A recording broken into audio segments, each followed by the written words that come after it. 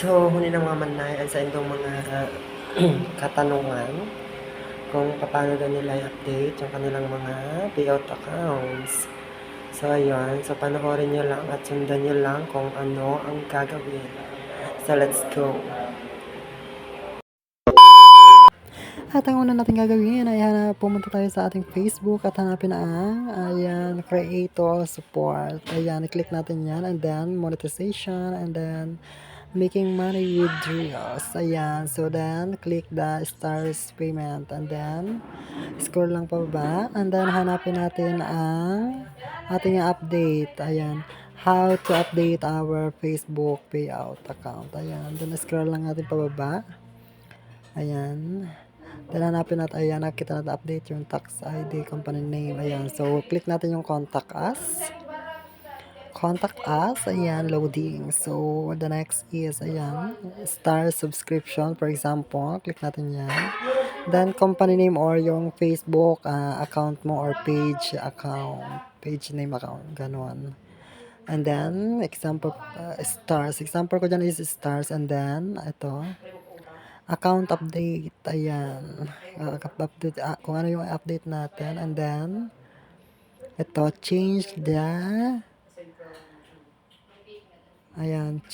my tax information, ayan, click natin yan, yung email mo, and then yung ano mo, registered mo ID, ayan, and then the last is ayan. Click lang natin yun. Mamili lang tayo sa dalawa kung alin yung nakaregister natin na kailangan natin i-update. Ayan. And the next is, ayan, nakikita nyo dyan, new TIN number. Ayan. So, kailangan natin ilagay yung bago nating TIN number. Ayan. So, ayan yung aking TIN number. And the next is, ayan. So, after nyan, punta na tayo dyan sa baba. Ayan. So, nakabasa nyo doon yung message daw. So, sa akin lang, nilagay ko lang dyan is, I would like to update my tax or my old TIN number into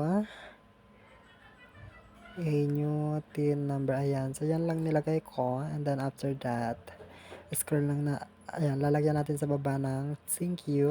And then, scroll lang pababa. Ayan.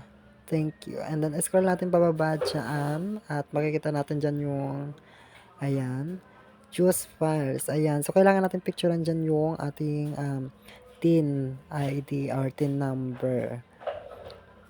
Nakasama yung iyong account. So, ayan guys. Nakita nyo naman, okay na. So, scroll na natin pababa at kailangan, ayan yung, ano ba to? Yung code, ayan. So, kailangan nyo nalagay ng tama yung code para makaproceed tayo at may submit natin yung ating request na i-update ang ating tax identification number. So, ayan na guys. Malapit na tayo sa katotohanan. So, napakabagal ng internet. Santayin lang siya hanggang sa lumabas at maging okay siya.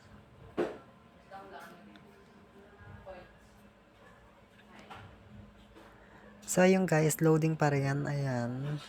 So, yun na. So, antayin na lang natin.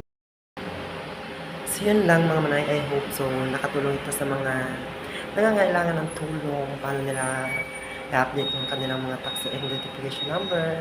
So, it's so very easy. So, thank you.